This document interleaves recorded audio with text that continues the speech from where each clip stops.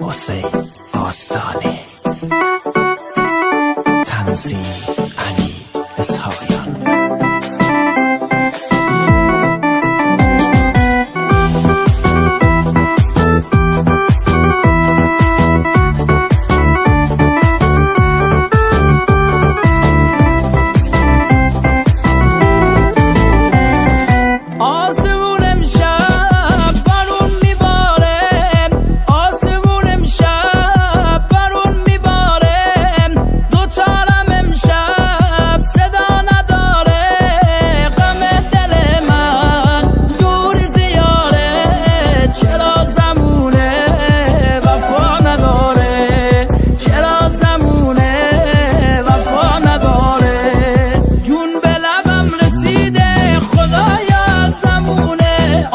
چرا تو دنیا باید تنها بمونه؟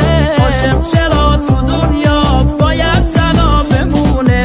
جون به لبم رسیده خدایا زمونه. عاشق چرا تو دنیا باید تنها بمونه؟ عاشق چرا تو دنیا باید تنها بمونه؟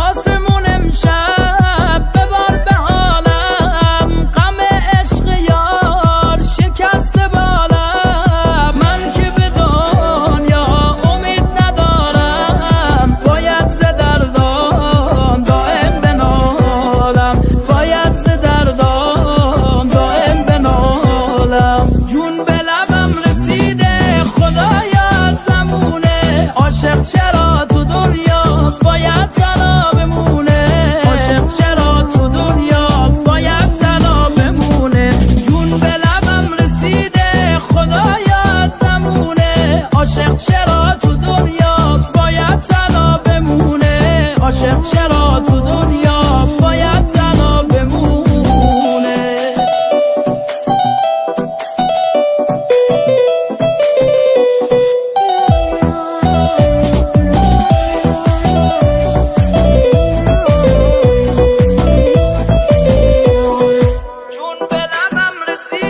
خدایا زمونه. عاشق